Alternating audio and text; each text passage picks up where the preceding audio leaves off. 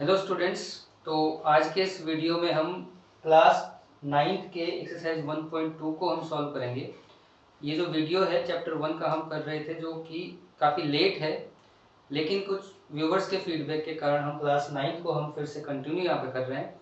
और आपका सपोर्ट अगर इसी तरह से बना रहा तो हम क्लास 9 के वीडियो को भी रेगुलरली अपडेट करते रहने की कोशिश करेंगे, राइट। तो 1.2 को शुरू करने से पहले मैं इसके वीडियो डिस्क्रिप्शन में आपको जो पुरानी वीडियो है उनका लिंक मैं डाल दूंगा। उन वीडियोस को आप एक बार देखें, ताकि जो कंटिन्यूटी जो हमारी ब्रेक हुई है इतने दिनों में वो वापस से रिपेयर हो जाए, राइट।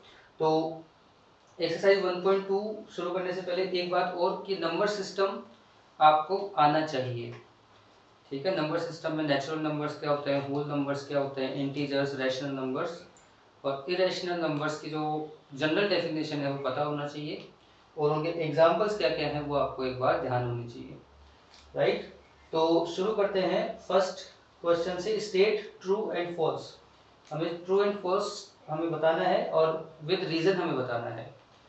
तो every irrational number is a real number, right. तो फर्स्ट स्टेटमेंट क्या है, इरेशनल नंबर। तो आपको इरेशनल नंबर आपको पता हो तो √2, √3, √5, √7, √6, √8, √10, √11 ऐसे कुछ नंबर हैं जो जिन्हें हम क्या कहते हैं, इरेशनल नंबर हम कहते हैं।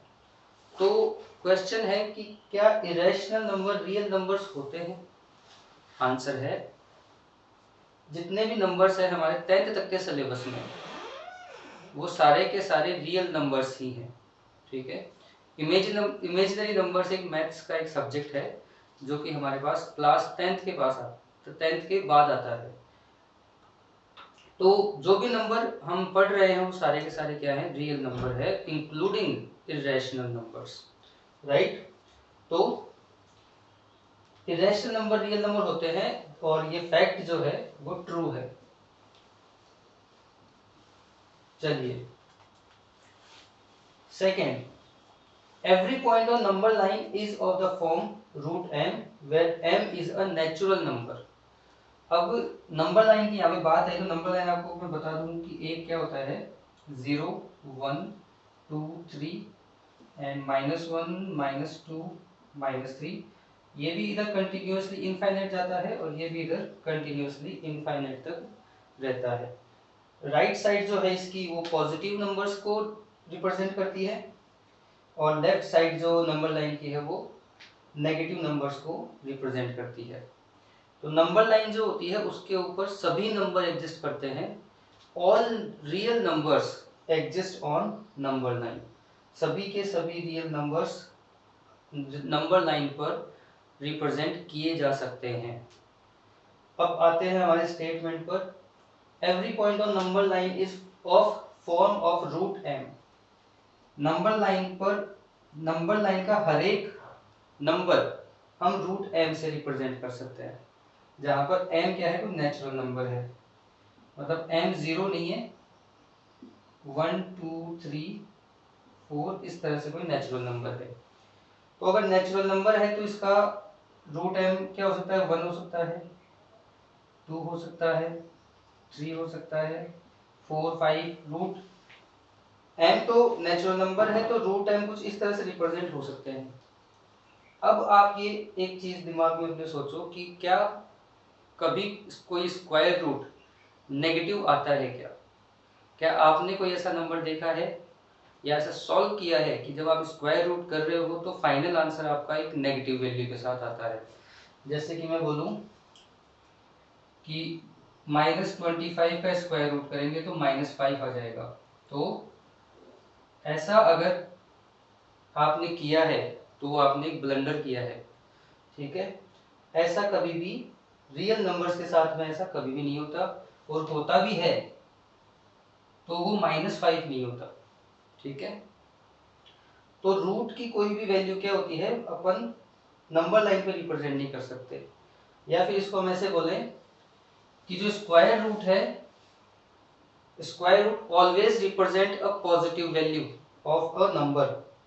सो नेगेटिव वैल्यूज को हम रूट एम से रिप्रेजेंट नहीं कर सकते। तो यहाँ पे आप एक आंसर इसका जस्टिफाई कर सकते हो, negative numbers are not of the form root m. तो नेगेटिव नंबर्स जो है रूट एम की फॉर्म में नहीं आ सकते, इसलिए आपका जो सेकंड स्टेटमेंट है वो फॉल्स है। Every real number is an irrational number, every real number is an irrational number. तो ये स्टेटमेंट जो वो है उल्टा लिखा हुआ है। इसको हम इस तरह पढ़ सकते हैं कि every irrational number is a real number, ठीक है। लेकिन हर एक रियल नंबर इरेशनल नंबर हो ऐसा होना पॉसिबल नहीं है। एग्जाम्पल आप लो, इरेशनल नंबर की डेफिनेशन अगर आपको ध्यान हो तो इरेशनल नंबर को हम डिफाइन करते हैं कि एक ऐसा नंबर होता है जिसको हम p बाई क्यू की फॉर्म में डिनोट नहीं कर सकते। तो irrational number can not be represented as in the form of p by q, ठीक है। बट रियल नंबर्स जो होते हैं, रियल नंबर्स में इरेशनल नंबर्स को भी हम इंक्लूड करते हैं, ठीक है। रियल नंबर्स का ही एक पार्ट है इरेशनल नंबर। तो इरेशनल नंबर का पार्ट रियल नंबर नहीं है, ये आप ध्यान में रखो। तो every real number is irrational number. तो एक तो इरेशनल भी रियल नंबर है, रैशनल को भी हम रियल नंबर बोलेंगे, नेचुरल को भी हम रियल नंबर बोलेंगे, और होल नंबर्स को भी हम रियल नंबर्स ही बोलेंगे। तो इस तरह से जितने भी एग्जिस्टिंग नंबर्स हैं वो सभी रियल नंबर्स है, उसमें इरेशनल नंबर्स इंक्लूड है। तो ये स्टेटमेंट जो है वो फॉल्स है। अगर ये उल्टा लिखा हुआ होता कि an irrational number is always a real number तो हम इसको ट्रू लिखते। ऑलराइट, सो अब बढ़ते हैं अपने सेकंड क्वेश्चन की तरफ। Are the square root of all positive number is irrational? If not, give an example of a square root of a number that is a rational number। क्या सभी numbers के square root irrational होते हैं? अगर नहीं तो कुछ ऐसे एग्जांपल दो जिनके स्क्वायर रूट रैशनल नंबर होते हैं। तो अगर इरेशनल नंबर्स के मैं एग्जांपल लिखूं तो हम लिखेंगे √2, √3, √5, √11, √14। यानी कुछ इस तरह के नंबर हैं जो प्राइम नंबर है या प्राइम नंबर से बना हुआ कोई कॉम्पोजिट नंबर है, ठीक है, जिसमें कि एक प्राइम नंबर दो बार नहीं आए। जो मैं बात बोल रहा हूं उसको दोबारा से सुनो। एक प्राइम नंबर अगर दो बार आ गया, यानी 11 एक प्राइम नंबर है, अगर दो बार आ गया तो इसका आंसर 11 हो जाएगा। तो ये 11 इंटू 11 को अगर स्क्वायर रूट करेंगे तो ये एक रैशनल नंबर है, राइट। लेकिन दो प्राइम नंबर का मल्टीप्लाई करेंगे तो 11 इंटू मान लो 13 करें तो ये एक इरेशनल नंबर है।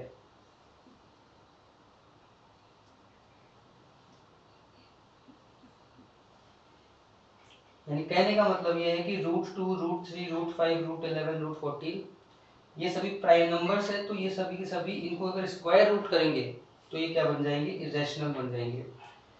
अगर इरेशनल नंबर्स का को कॉम्पोजिट प्राइम नंबर से हम बनाएंगे एक कॉम्पोजिट नंबर, जैसे कि 11 इंटू 3, यानी इस पे दो प्राइम नंबर को मल्टीप्लाई किया हुआ है, तो ये भी एक इरेशनल बनेगा। लेकिन एक ही प्राइम नंबर को दो बार मल्टीप्लाई करके अपन चाहे कि इरेशनल वैल्यू बन जाए तो ऐसा नहीं होगा, क्योंकि 11 इंटू 11 आपका होता है 121, और 121 का स्क्वायर होता है कितना? स्क्वायर होता है 11, तो 1। तो अब एक बार क्वेश्चन को दोबारा देखते हैं कि स्क्वायर रूट के सभी नंबर इरेशनल होते हैं क्या? तो आपको यहाँ पे नजर आ गया होगा सभी नंबर इरेशनल नहीं होते। जैसे आपने 1 to 1 का स्क्वायर रूट किया तो आपके पास 11 आया, 11 को हम p बाई क्यू की फॉर्म में डिनोट कर सकते हैं, 11/1 लिख सकते हैं। तो 11 is a rational number where whereas √2, √3, √5, √11, √14 are irrational number. तो सभी स्क्वायर रूट जो होते हैं इरेशनल नंबर नहीं होते हैं, बहुत सारे नंबर क्या होते हैं रैशनल नंबर्स भी होते हैं। जैसे कि √4 किया आपने तो 2 आ गया, √25 किया तो 5 आ गया, √6 to 5 किया आपने तो 25 आ गया। इस तरह से बहुत सारे नंबर क्या होते हैं रैशनल नंबर्स होते हैं। या फिर आप ऐसे याद कर लो इनको कि जिनका स्क्वायर रूट निकलता है एक इंटीजर वैल्यू, ऐसे नंबर जिनका स्क्वायर रूट एक क्या है इंटीजर वैल्यू निकलती है, डेसिमल में आंसर नहीं आता है, तो वो क्या है रैशनल नंबर है। तो मेरे ख्याल से क्वेश्चन 2 आपका क्लियर हो गया होगा। लास्ट जो क्वेश्चन आज हम स्टडी कर रहे हैं, रिप्रेजेंट √5 ऑन नंबर लाइन। तो ये हमारे पिछले वीडियो के एग्जांपल में हमने पढ़ा था इसको, यहाँ पर इसको एक बार और डिस्कस कर लेते हैं। √5 के लिए आप अपने ज्योमेट्री बॉक्स को अपने पास रखो। सबसे पहले काम क्या करना है आपको, एक 5 सेंटीमीटर की लाइन ड्रॉ करनी है। 5 सेंटीमीटर की लाइन ड्रॉ कर दी, इसको आप नाम दो ए ओ।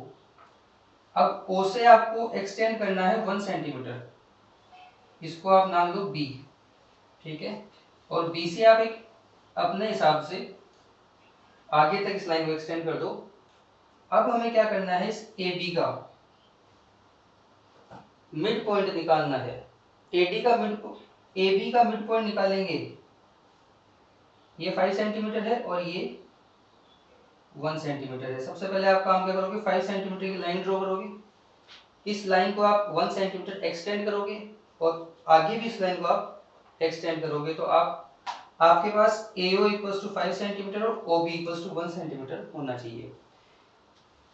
नेक्स्ट आपको करना है कि इस AB लाइन का आपको मिड पॉइंट ढूंढना है। मिड पॉइंट के लिए आप अपना कंपास लोगे, कंपास को हाफ से ज़्यादा ओपन करोगे और एक दो आर्क बी पॉइंट से लगाओगे। बी पे आप कंपास रख के एक आर्क ऊपर और एक आर्क नीचे। दूसरा काम ए से करोगे, उतना ही कंपास ओपन होना चाहिए और ए पॉइंट पर रखकर एक पॉइंट यहाँ पर और एक पॉइंट यहाँ पर, इन दोनों पॉइंट्स को आपको ज्वाइन करना है। तो कुछ आपको ये पॉइंट मिलेगा, इसको आप सी नाम दे दो। अब आपको कंपास AC जितना ओपन करना है, यानी AC आपकी रेडियस हो गई और AC को रेडियस मानते हुए आपको क्या करना है, एक सेमी सर्कल ड्रॉ करना है। तो सेमी सर्कल आपका A और B पॉइंट को ज्वाइन करेगा, ठीक है। यहां तक कर लिया अपन ने। अब आपको क्या करना है, O पॉइंट से हमें एक परपेंडिकुलर ड्रॉ करना है, ठीक है। O पॉइंट से हमें परपेंडिकुलर ड्रॉ करेंगे जो हमारे √5 को रिप्रेजेंट करेगा, ठीक है। इसको आप नाम दो OD। OD की वैल्यू है √5। तो √5 को रेडियस मानेंगे अपन और उस रेडियस को लेकर हम यहाँ ड्रॉ कर देंगे, तो ये वैल्यू भी तो √5 की होनी चाहिए और ये आपकी नंबर लाइन है। तो यहाँ से OD मेजरमेंट की हमने कंपास को ओपन किया, OD को रेडियस अपन ने माना और OD को रेडियस मानते हुए हमने इस तरह से एक वैल्यू नंबर लाइन पे हमने रिप्रेजेंट कर दी। तो ये आपका मिड पॉइंट है अब, और ये वैल्यू है √5, ठीक है।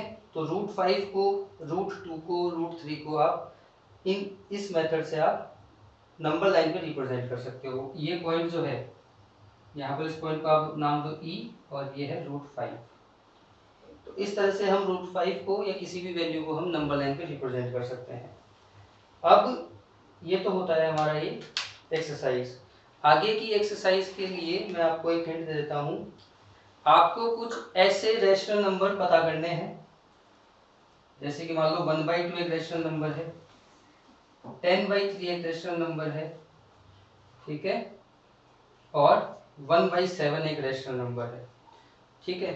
तो आपको कुछ ऐसे रैशनल नंबर पता करने हैं कि जिनके डेसिमल एक्सपांशन या तो टर्मिनेट होते हैं, यानी जब आप डिवाइड करोगे तो आपके पॉइंट लगने के बाद में कुछ प्लेस पर डिवीजन खत्म हो जाएगा। डिवीजन खत्म होने का मतलब है रिमाइंडर 0 आ जाएगा। कुछ ऐसे क्वेश्चन होंगे कि जिनमें 0 रिमाइंडर कभी नहीं आएगा, ठीक है। कुछ में कुछ वैल्यू जो है डेसिमल के बाद में, जैसे कि आपको आंसर मिल जाए 1.33, इस तरह से आंसर मिल जाए, तो कुछ के आंसर इस तरह से आएंगे और कुछ के आंसर 41278 इस तरह से कुछ आंसर आएंगे। तो इस तरह की डेसिमल एक्सपांशन आपको कुछ कलेक्ट करने हैं, उन पर आपको थोड़ा सा वर्क करना है कि वो, और उनके बिहेवियर को समझना है कि वो नंबर किस तरह से होते हैं। तो अगले वीडियो में हम उन्हीं को डिस्कस करेंगे। वीडियोस आपको अच्छा लगा तो चैनल को सब्सक्राइब करो, वीडियोस को लाइक और शेयर करो। Thank you.